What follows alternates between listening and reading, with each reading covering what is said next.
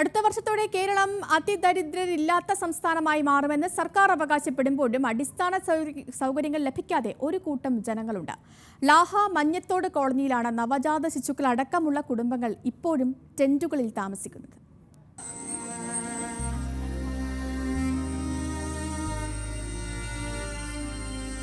ശബരിമല, കക്കി, ഗവി വനമേഖലകളിൽ ഭൂമിയില്ലാതെ താമസിച്ചിരുന്നവരാണ് മലമണ്ടാര വിഭാഗത്തിലെ ആദിവാസികൾ. പൊതുസമൂഹവുമായി ഇടപെടാൻ വിമുഖത കാണിക്കുന്ന ഇവർ 15 വർഷങ്ങൾക്ക് മുൻപാണ് ലാഹ മഞ്ഞത്തോട് കോളനിയിലേക്ക് മാറി താമസിക്കുന്നത്.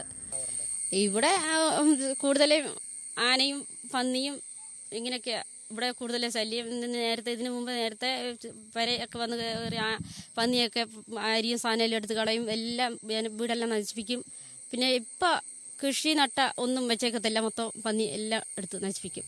വനം വകുപ്പിന്റെ കീഴിലുള്ള ഫോറസ്റ്റ് റൈറ്റ് കമ്മിറ്റി മുഖാന്തരം 20 കുടുംബങ്ങൾക്ക് 1 ഏക്കർ ഭൂമി സർക്കാർ പട്ടയം അനുവദിച്ചു.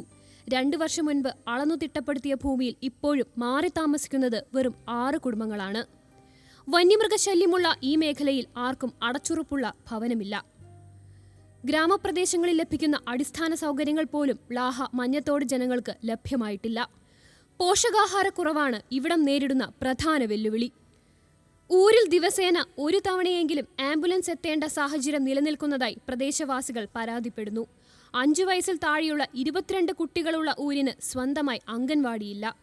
ഈ വിഭാഗത്തിലെ 58 കുടുംബങ്ങളിലെ സ്ത്രീകൾക്കായി കുടുംബശ്രീ രൂപീകരിക്കാൻ പഞ്ചായത്തിന്റെ ഭാഗത്തുനിന്ന് നടപടിയില്ല. 4ഉം 5ഉം കുടുംബാംഗങ്ങളുള്ള വീടുകൾക്ക് ഒരാഴ്ച ഉപയോഗിക്കാൻ ലഭിക്കുന്നത് വെറും 250 ലിറ്റർ വെള്ളമാണ്. 12 കുടുംബങ്ങൾക്ക് 6 മാസം മുൻപാണ് വൈദ്യുതി ലഭ്യമാകുന്നത്. പട്ടികജാതി വികസന വകുപ്പ് കാര്യക്ഷമമായി പ്രവർത്തിക്കുന്നില്ല.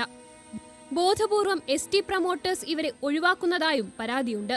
അംഗൻവാടി, കുടുംബശ്രീ, തൊഴിലുറപ്പ് പദ്ധതി, സന്തുലിതമായ കുടിവെള്ള സംവിധാനം, എല്ലാവർക്കും വൈദ്യുതി, അടച്ചുറപ്പുള്ള ഭവനം എന്നീ അടിസ്ഥാന ആവശ്യങ്ങൾ മാത്രമേ ഈ മനുഷ്യർ ആവശ്യപ്പെടുന്നുള്ളൂ.